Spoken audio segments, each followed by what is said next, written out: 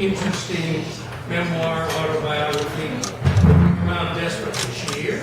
Right here. Right in front of you. There you go.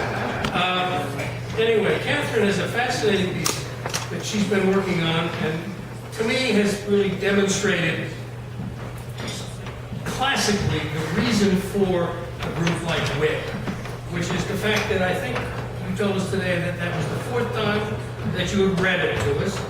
And as I said to Manon earlier tonight, just remember, writing is rewriting. Okay? That's the key to success. And here's the first chapter of, I can't see that. Kids Make the Best Bookies, a mafia memoir.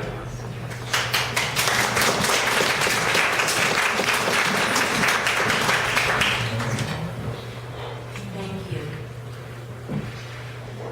With 2 televisions and a radio blaring basketball in the background, Daddy hangs up the second of 2 phones.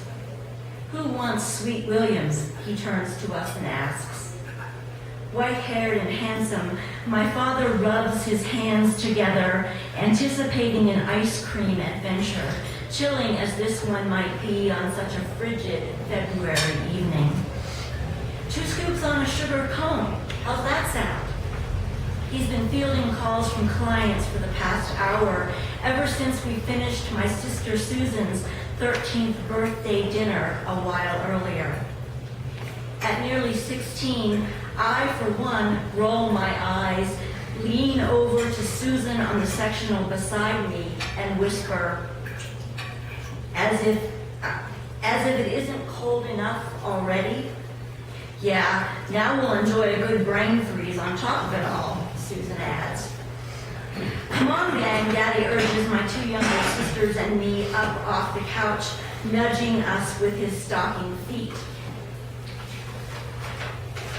Coats on, time's a-wastin'. Once we're bundled against the very real possibility of frostbite, my mom manages to remind my dad of the obvious. The threat of hypothermia notwithstanding, my purportedly warm-blooded mother mentions something else entirely. Don't forget to put those papers away, Tice.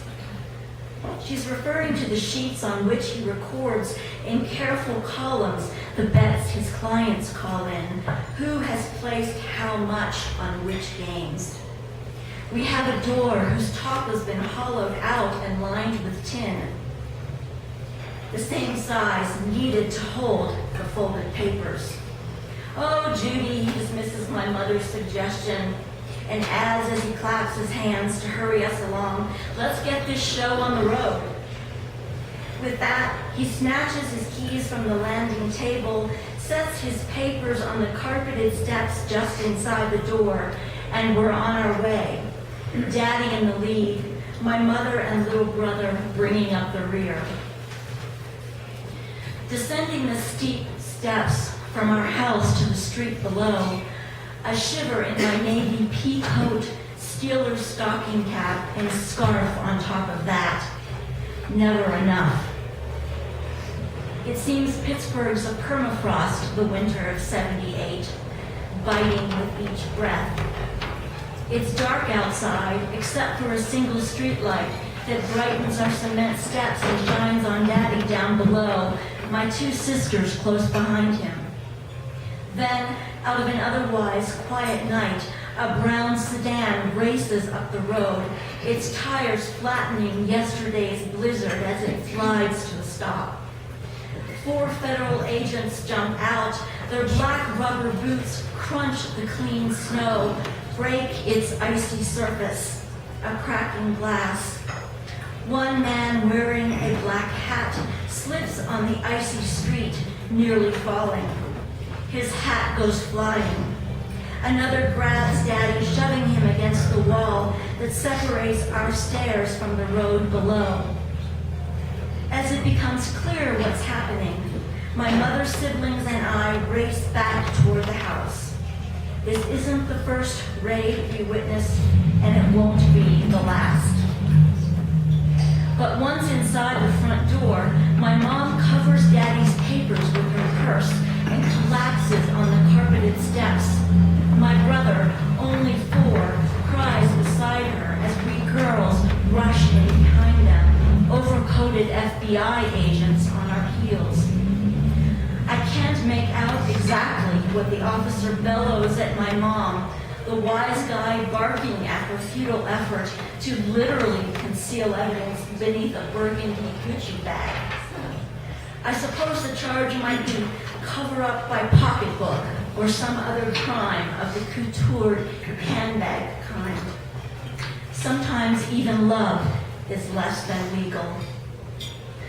What I do hear, however, even over my brother's sobs, is someone screaming, "Don't you dare try to take my mother." I recognize only in an insanely surreal delay that the screamer has been me. My mind goes blank after that, and I feel like I'm floating. I think we're hurried into my grandmother's apartment on the first floor of our house. We stay there while agents ransack our upstairs space. Still later, after we've cleaned up the monumental mess, I lay in bed listening to my sister Lynn's quiet breathing. Despite the darkness, I see the sleeves of her holly hobby nightgown peeking out beneath the green blanket. Still not warm enough, the cocoon of my own covers notwithstanding, I review what's happened. I can't sleep. I can't stop thinking about it. Sure, the day has ended in legal limbo, but it started out like any other. I'd ridden the bus to school that morning as I normally did, the private Baptist one my parents forced us to attend. There, teachers drill us in the books of the Bible, teach the tenets of the John Birch Society, and sing the virtues of a free market economy. There, boys' hair doesn't touch the tops of their ears or come close to their collars in the back. There, girls are only allowed to wear skirts and dresses, and modest ones at that, ones whose hems touch the floor when we're kneeling. I'm referring here to those silly, sometimes weekly skirt-length checks carried out in the chapel just above the basement classroom we 10th graders share with the 9th. But that reminds me, the school is really Mom's idea. Sure, in her leather pants and mink coat, she may have looked worldly to the FBI officer, but she's actually a Bible-believing person. She encourages Christian values, if also inadvertently the church's own version of crazy.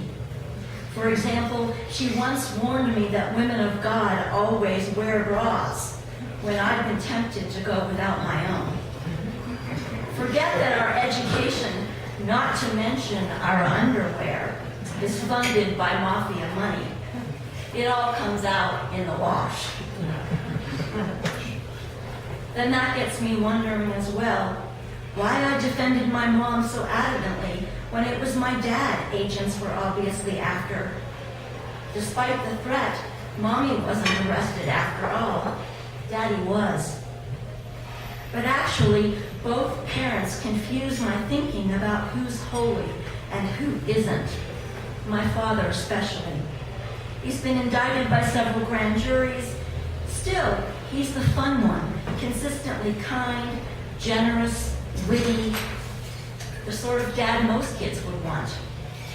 I know no one who dislikes him. I never even hear him curse. Who's the good guy? Who's the bad guy? Would the real criminal please stand up?